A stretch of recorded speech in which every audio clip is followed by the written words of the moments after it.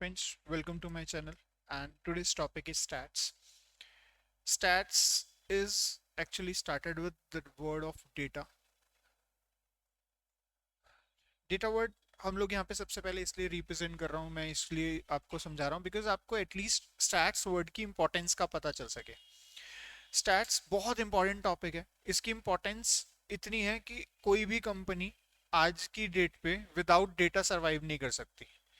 कोई भी कंपनी क्या, कोई एक नॉर्मल पर्सन भी डेटा के विदाउट सरवाइव नहीं कर सकता। डेटा की इंपॉर्टेंस जितनी ज्यादा बढ़ती जाती है, ऑटोमेटिकली स्टैट्स की जो यूसेज है वो उतनी ज्यादा इंक्रीज होती जाती है।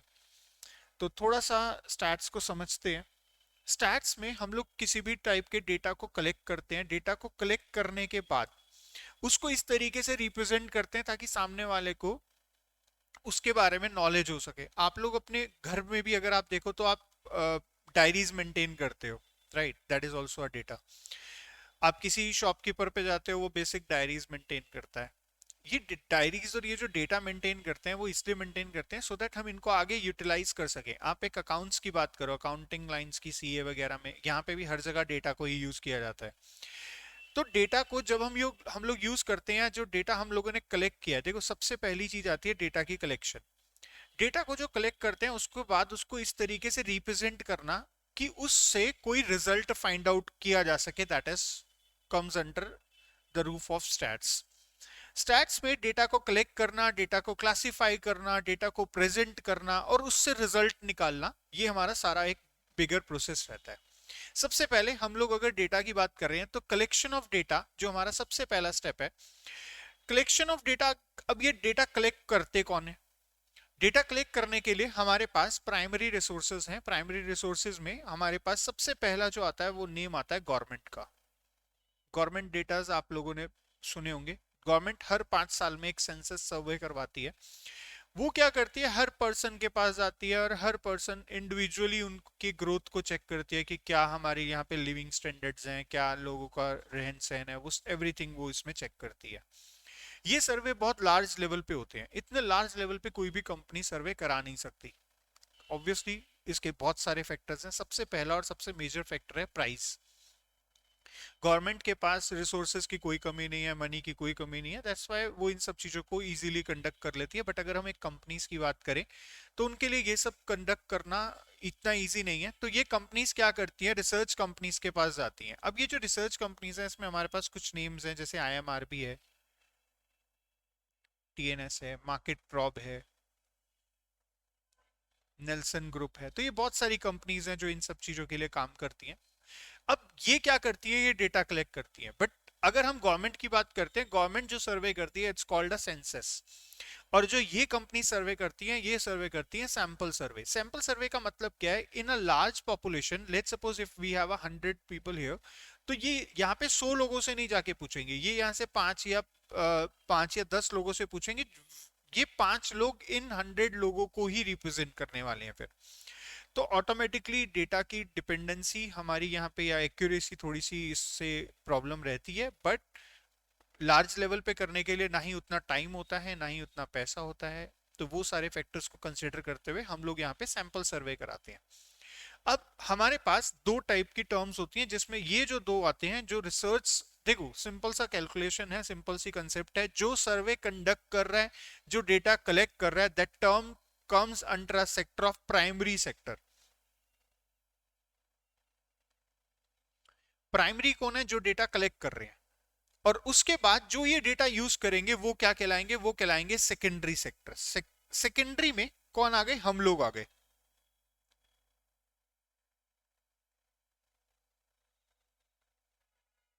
सेकेंडरी डेटा कौन सा हो गया? जो हम यूज कर रहे हैं। अब मैं आपको डेटा की इंपॉर्टेंस की एक कंडीशन समझाता हूं। हमारे पास एक कंपनी है, that company name is Nokia.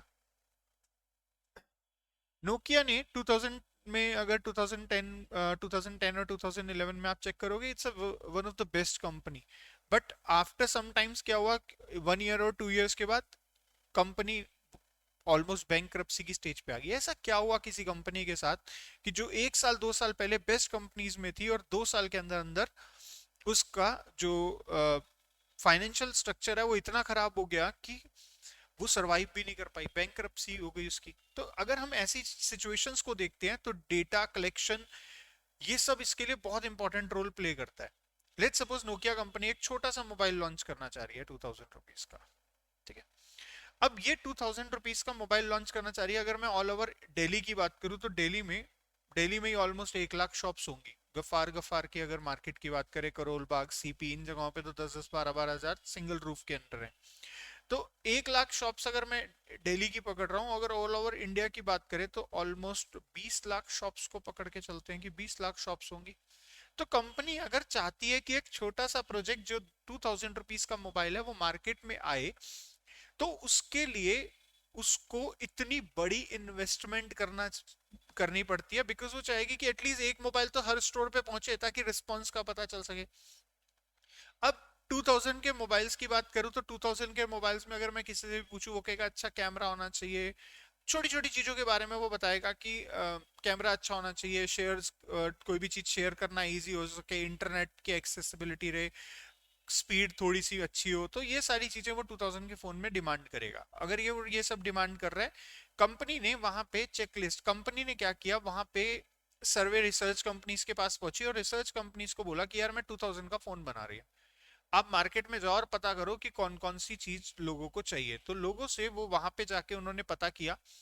तो किसी ने कैमरा बोला, उन्होंने एक लिस्ट क्रिएट कर दी कि ये डॉक्यूमेंट्स, ये चीजें हमारे अगर फोन में डलती हैं तो इस फोन का रिस्पॉन्स अच्छा रहेगा। अब कंपनी ने उन सारी रिसर्च को स्टडी किया और उसने डिसाइड किया कि ये लोग 40 चीजें मांग रहे हैं, ऑल दो 40 चीजें सारी की सारी देनी पॉसिबल नहीं है, बट हम इसमें से 35 आइटम्स यहाँ पे इस फोन में डाल के मार्केट में लॉन्च करते हैं। ये 40 आइटम्स किसने बताई हुई है? ये 40 आइटम्स जो हैं वो सारी की सारी कंपनीज ने बताई हुई हैं। अब अगर 40 आइटम्स कंपनी को जो बताई हुई है वो पब्लिक ने बताई हुई है, अब कंज्यूमर ने जो चीजें बताई हुई है, लेट्स सपोज मैंने आपसे पूछा यार कि आपको कितनी क्या क्या चीजें चाहिए, आपने 5 या 6 की लिस्ट बताई। मैं आपको बता रहा हूँ कि एक फोन लॉन्च हो रहा है, जो 5-6 चीजें आप बता रहे थे वो तो सारी है ही हैं, उसमें 20 फीचर्स और एक्स्ट्रा हैं। तो ऑब्वियसली ये जो एक प्रोबेबिलिटी थी इस टर्म के लॉस होने की या इस प्रोजेक्ट को लॉस में जाने की, वो यहाँ पे कवर हो गई। अब जो फोन बनेगा ऑब्वियसली यहाँ पे जो परचेज करने वाला पर्सन है वो इसको इजीली बाय करेगा और कंपनी का प्रोजेक्ट जो इतना बड़ा लार्ज स्केल पे जाना था वो लॉस वहां पे उसका बच जाएगा।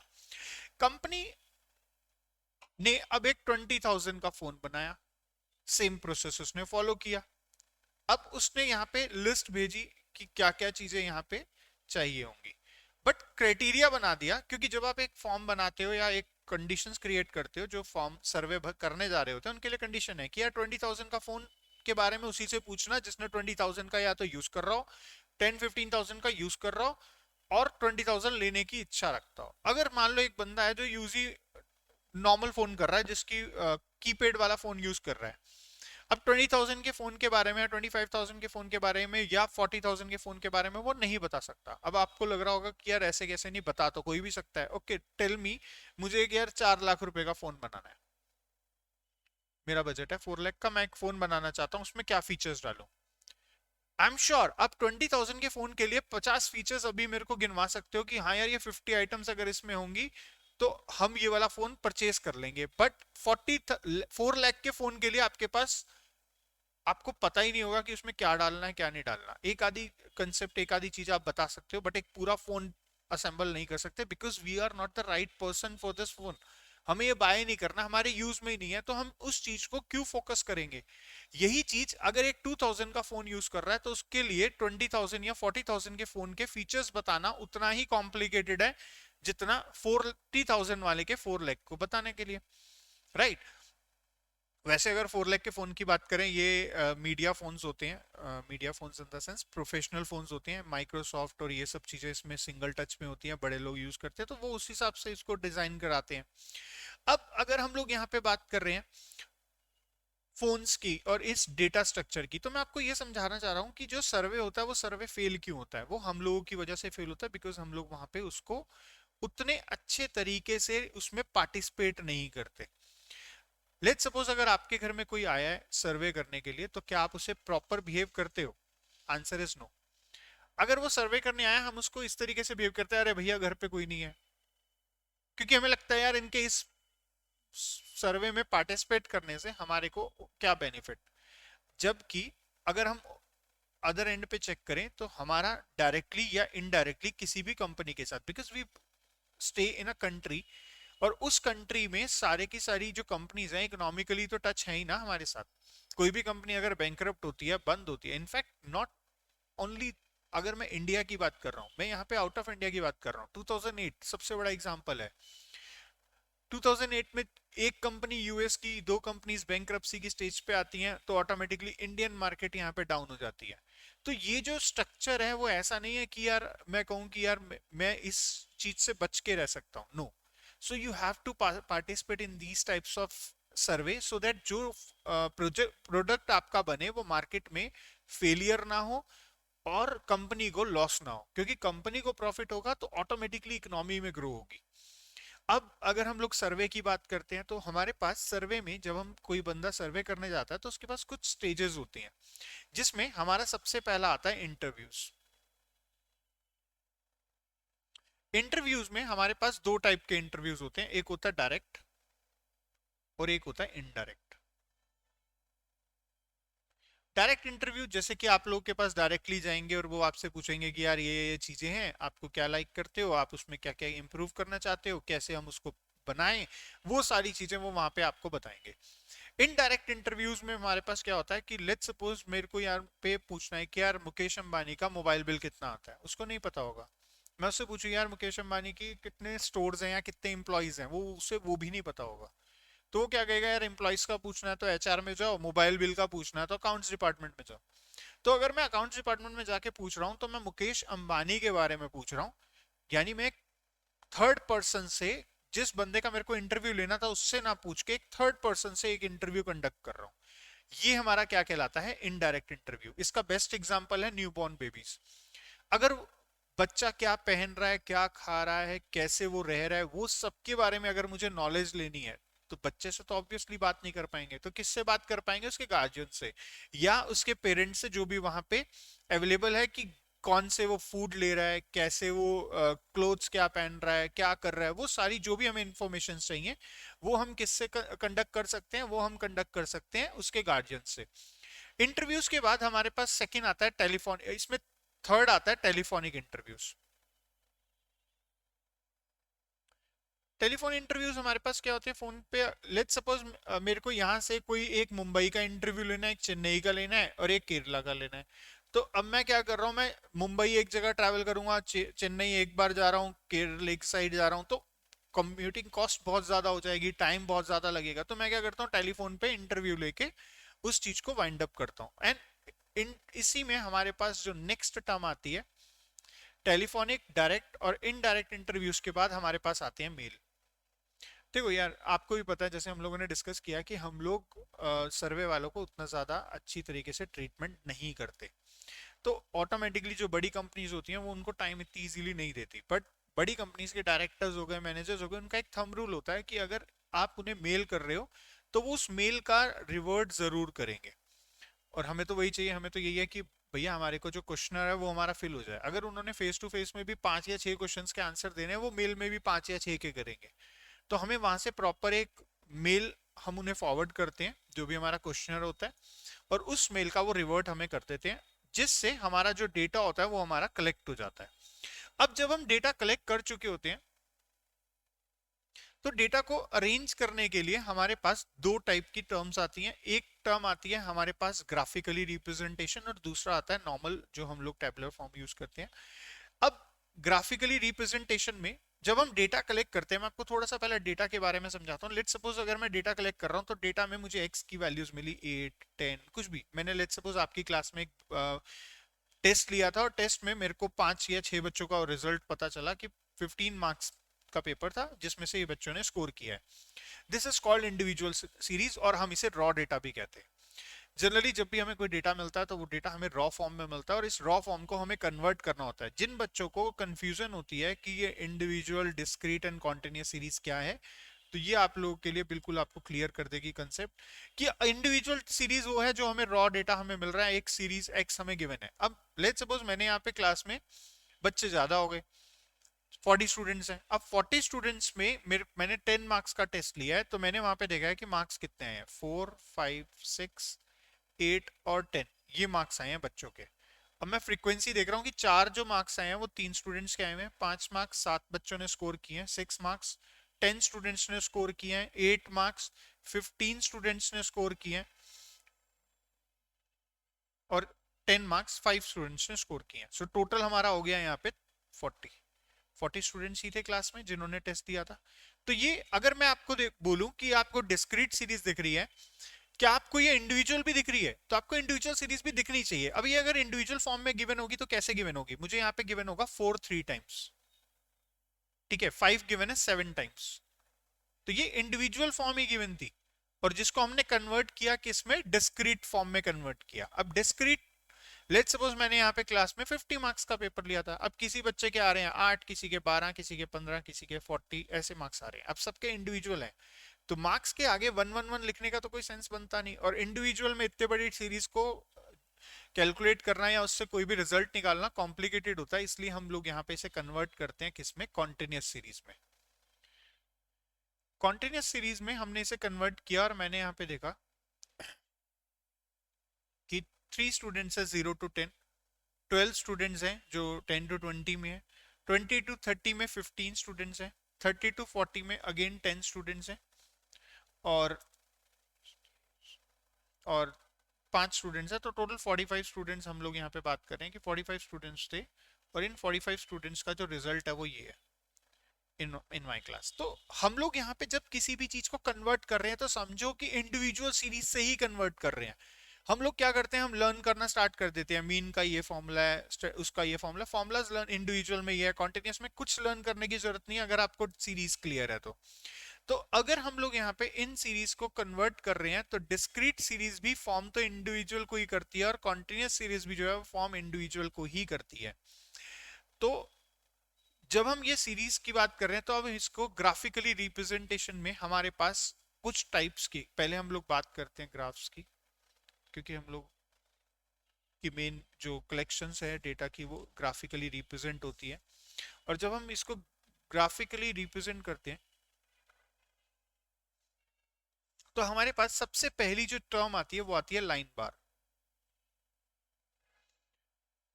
ग्राफ का रिप्रेजेंट करने का हमारा जो बेनिफिट है वो ये है कि इजी टू अंडरस्टैंड होता है, हम किसी भी टर्म को इजीली, अगर मेरे को सिंपली यहाँ पे एक टर्म दे रखी है कि यहाँ पे बच्चों की ये रिजल्ट है, तो ऑटोमेटिकली मैं समझ सकता हूँ कि जो बच्चे हैं वो बढ़ रहे हैं, किस ग्रोथ कर रहे हैं, क्या है वो, मतलब आपने मैचेस देखे होंगे, मैचेस में भी स्कोर के साथ ये ग्राफ्स रिप्रेजेंट कर रहे होते हैं। वो ग्राफ्स रिप्रेजेंट करने का मोटो क्या है कि ग्राफ जो आप लोग बना रहे हो वो ग्राफ्स बिना किसी, कोई ऐसा बंदा अगर हमारा देख रहा है जिससे ज्यादा स्टैट्स के बारे में नॉलेज नहीं है, मैथ्स के बारे में नॉलेज नहीं है, वो भी इस चीज को इजीली अंडरस्टैंड कर सके।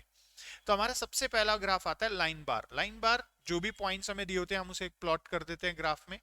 जैसे कि मेरे को यहाँ पे बोला गया, लेट्स सपोज ये हमें दिया हुआ है 96 ईयर्स है, ये 97 है, ये 98 ईयर है, ये ईयर 99 है, ये ईयर 2000 है, तो ऑटोमेटिकली मेरे को यहाँ पे दिख रहा है कि जो वैल्यूज की ग्रोथ है वो किस फॉर्म से ग्रो हो रही है। 99 एक ईयर था जिसमें 98 से डाउन आया था, बट उसके बाद वापस 2000 में वो वापस कवर कर गया। तो इजीली मेरे को किसी भी ग्राफ के बारे में नहीं पता, बट मैं फिर भी ग्राफ देख के जज कर सकता हूँ, अंडरस्टैंड कर सकता हूँ कि कैसे कौन सी चीज कब बढ़ रही है, कब वो चीज डाउन आ रही है।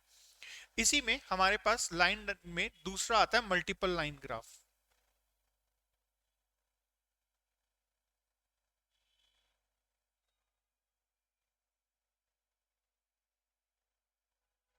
मल्टीपल लाइन डायग्राम्स में क्या होता है कि आपको एक साथ दो चीजों के बारे में बता रखा होता है, कि जैसे हमें यहाँ पे दिया हुआ है 15 16 ईयर दे रखे हैं, 17 18 19 20, तो हमें यहाँ पे दिया गया उसकी कॉस्ट, कॉस्ट की प्राइस दे रखी है, और ये उसकी रेवेन्यू की प्राइस लाइन दे रखी है। तो दोनों लाइंस रेवेन्यू एंड कॉस्ट दोनों दे रखी है, सो दैट आप इजीली उसके प्रॉफिट पार्ट को निकाल सको। तो दो अलग अलग टाइप की चीजों को एक साथ एक ही ग्राफ में रिप्रेजेंट करने को मल्टीपल लाइन डायग्राम हम लोग से रिप्रेजेंट करते हैं। इसके बाद हमारे पास जो मेजर पार्ट आता है, जो हमारा थर्ड है, वो है, देखो हमारे पास दो मेन पार्ट हैं, एक है बार डायग्राम और दूसरा है हिस्टोग्राम। अगर मैं बार डायग्राम और हिस्टोग्राम में पूछूं तो बच्चे जनरली, मैं पूछता हूँ यार इन दोनों में डिफरेंस क्या है, तो बच्चे कहते हैं सर बार ग्राफ में स्पेस होता है, हिस्टोग्राम में स्पेस नहीं होता। अरे क्वेश्चन ही यही है कि एक में स्पेस डाल रहे हैं और एक में नहीं डाल रहे, उसका रीजन क्या है। बार ग्राफ में स्पेस इसलिए होता है बिकॉज जब हम यहाँ पे बार ग्राफ बनाते हैं तो बार ग्राफ क्रिएट होता है इंडिविजुअल सीरीज के लिए। ये इंडिविजुअल सीरीज के एलिमेंट है। अगर पहली वैल्यू राइज है तो दूसरी क्लोथ्स हो सकती है। We can't compare rice with clothes, इसीलिए हम उसको किस में फॉर्म करते हैं, हम इसे फॉर्म करते हैं एक बारग्राफ फॉर्म में जो इंडिविजुअल सीरीज को रिप्रेजेंट करता है। और हिस्टोग्राम क्या है, हिस्टोग्राम एक कॉन्टिन्यूस सीरीज को रिप्रेजेंट करता है जिसमें पहले स्टूडेंट को दूसरे स्टूडेंट से और दूसरे स्टूडेंट को तीसरे से कंपेयर किया जा सकता है, इसीलिए हम इसमें बीच में गैप नहीं छोड़ते। सो डिफरेंस दोनों में आप देखो, ये जो हम लोग यहाँ पे डेटा अभी हमने निकाला था, ये जो वैल्यूज हैं these are the individual series. इसके लिए हमें बनाना होगा तो हम क्या बनाएंगे, हम बनाएंगे बार ग्राफ। लेकिन अगर हमें यहाँ पे इस तरीके से कॉन्टिन्यूस सीरीज दे रखी है, अब ये वाले जो बच्चे हैं इन्हें आपस में तो कंपेयर कर सकते हैं ना, बिकॉज एग्जाम तो सबने सेम ही दिया है। तो ये हमारा क्या है, हिस्टोग्राम है, जहां पे एक कॉन्टिन्यूस सीरीज को 0 to 10, 10 to 20, 20 to 30, 30 to 40, 40 to 50 कितने कितने मार्क्स स्कोर किए हैं उसके थ्रू वैल्यूज हम लोग यहाँ पे कंपेयर करते हैं। तो हिस्टोग्राम एंड बार ग्राफ में जो मेजर डिफरेंस है वो ये है कि बार ग्राफ इंडिविजुअल सीरीज के लिए यूज होता है एंड ऑन अदर एंड जो हिस्टोग्राम है वो कॉन्टिन्यूस सीरीज के लिए हम लोग यहाँ पे यूज करते हैं।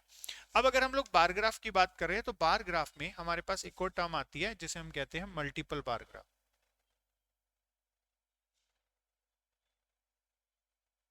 मल्टीपल बार ग्राफ्स क्या होते हैं, मल्टीपल बार डायग्राम्स, हमारे पास दो अलग अलग एलिमेंट्स दे रखे हैं जिन्हें हम आपस में कंपेयर कर सकते हैं।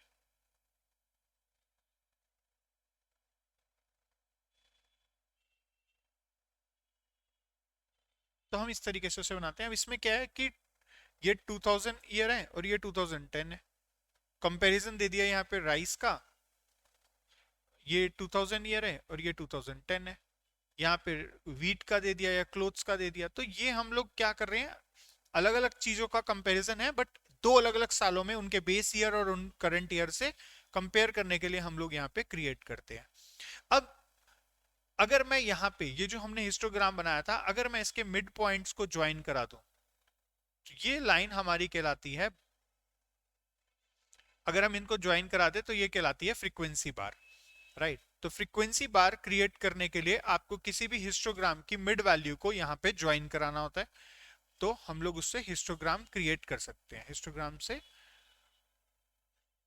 वैल्यूज यहाँ पे क्रिएट हो जाती हैं। इसके बाद लास्ट, सेकेंड लास्ट हमारे पास आता है pie chart. Pie chart as we know कि it's a circular representation of 360 degree. तो जो भी एलिमेंट्स हैं हम उनको लैंड वगैरह एरिया के लिए हम इसको ज़्यादा यूज़ करते हैं कि कौन सा पार्ट ज़्यादा है लैंड के लिए, जनरली पाई चार्ट हमारा यहाँ पे यूज़ होता है।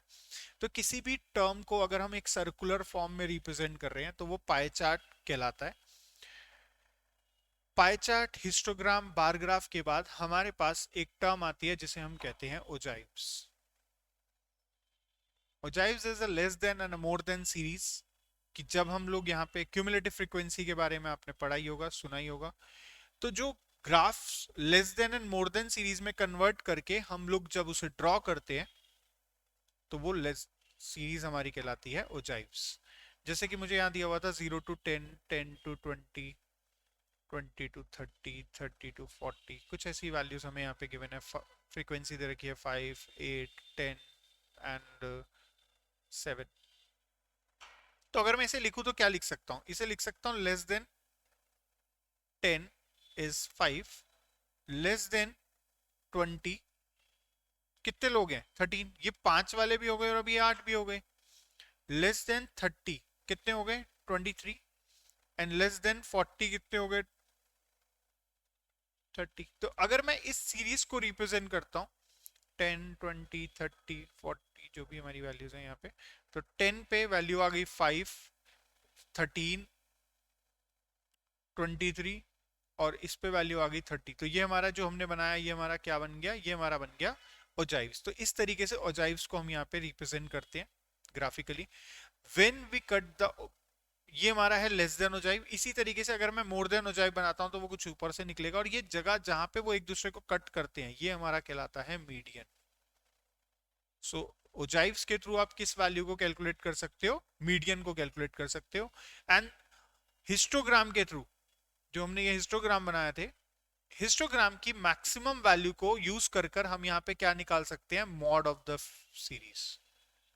तो हिस्टोग्राम एंड मॉड हम लोग यहाँ पे ग्राफ्स के थ्रू रिप्रेजेंट कर सकते हैं, कैलकुलेट कर सकते हैं। और आप लोगों के पास अभी तक ये तो जो हम लोगों ने पढ़ा, ये ऑलमोस्ट सबने मोस्टली पढ़ाई होगा 11th वगैरह में भी, और ये बेसिक यही हम लोग ज्यादातर पढ़ते हैं। डू यू नो हमारे यहाँ पे सबसे ज्यादा यूज होने वाले ग्राफ कौन से हैं? इट्स नॉट अ हिस्टोग्राम और बार ग्राफ। अगर हम बात करें तो सबसे ज्यादा जो यूज होने वाले डायग्राम्स है वो है bar shape diagrams, bell shape diagrams. Bell shape diagrams की अगर हम बात करें तो बेल शेप डायग्राम्स एक्चुअल में हमारे कर्टोसिस फॉर्म को रिप्रेजेंट करते हैं। तीन टाइप के कर्टोसिस होते हैं। बेल शेप डायग्राम्स की इंपॉर्टेंस मैं इस चीज से समझ सकता हूँ कि ये सिर्फ और सिर्फ स्टैट्स वगैरह की फॉर्म्स में यूज ना होके, प्रोबेबिलिटी और कोरिलेशन वगैरह के लिए यूज ना होके, ये हमारा आउट ऑफ स्टैट्स भी बात करें तो ये उस जगहों पे भी यूज होते हैं। बॉडी के काफी सारे टेस्ट, जिसमें सबसे मेजर टेस्ट है, अगर मैं हार्ट की बात करूँ तो ईसीजी। ईसीजी की जो कैलकुलेशंस होती हैं वो भी इसी के थ्रू होती हैं। आपने देखी होगी ये वाली लाइंस, राइट? तो हमारे पास इसके जो स्टेजेस हैं, तीन स्टेजेस होते हैं, लैप्टो, कर्टो एंड मेसो, उन्हीं के थ्रू ये यहाँ पे सॉल्व होती हैं। तो यू कैन अंडरस्टैंड कि कोई भी ग्राफ अगर हम बात कर रहे हैं तो सबसे ज्यादा बेल शेप डायग्राम्स हमारे यहाँ पे यूज होते हैं। और उसके यूज होने का रीजन ये है कि ये मैथ स्टैट्स में तो यूज होते ही होते हैं, साथ साथ काफी जगहों पे साइंस में भी यूज होते हैं, बायो तक में भी यूज होते हैं। तो बेल शेप डायग्राम्स हमारे प्रोबेबिलिटी डायग्राम्स भी होते हैं जो नॉर्मल डिस्ट्रीब्यूशन के लिए कैलकुलेट होते हैं। सो दिस टॉपिक जो भी हम लोगों ने किया, ये इंट्रोडक्शन है। आप लोगों के पास जो भी स्टैट्स की बुक आप लोगों के पास अवेलेबल है, नहीं है तो आप मेरे से मांग सकते हो। तो वो बुक से आप अगर अब इसे रीड करोगे तो आप इजीली सारी चीजों को समझ पाओगे कि कौन सी चीज क्या होती है। और जब तक आप किसी भी चीज के बेसिक को नहीं समझते तो उसके बाद आगे की उसकी ऑटोमेटिकली बिल्डिंग बनाना बहुत मुश्किल हो जाता है। तो सबसे इंपॉर्टेंट चीज है कि आप सबसे पहले स्टैट्स के बेसिक्स को समझो। अगर आपको डेटा की कलेक्शन समझ आ गई, डेटा से खेलना आ गया, तो आपके लिए मीन मीडियन मॉड निकालना कोई बहुत बड़ी चीज नहीं है। एंड ऑल्दो अगर हम लोग बात करें तो स्टैट्स इज समथिंग जो हमारी नॉर्मल लाइफ में हर जगह यूज होने वाली है। ऐसा नहीं है कि हम लोग अगर कुछ स्टैट्स की टर्म्स में या मैथ्स की टर्म्स में पढ़ रहे हैं तभी यूज होगी। स्टैट्स इज समथिंग जो हम लोग हर जगह यूज करते हैं। आपसे अगर कोई आपके 12th के मार्क्स पूछता है तो आप मार्क्स नहीं बताते, आप उसको उसकी परसेंटेज बताते हो। Percentage is mean, right? तो एवरेज निकाल के आप उसे बता रहे हो। तो जो भी चीज हम लोग यहाँ पे बात कर रहे हैं मैथ्स से रिलेटेड, तो मैथ्स इज समथिंग और स्टैट्स इज समथिंग जो सिर्फ इस जगह पे यूज नहीं होने वाली, हमारी नॉर्मल लाइफ में भी यूज होने वाली है। सो मेक श्योर जो भी टॉपिक्स अभी आप लोगों ने किया है इसको थोड़ा सा गो थ्रू करो और थियोरेटिकली एक बार इसको रीड करो। Thank you very much.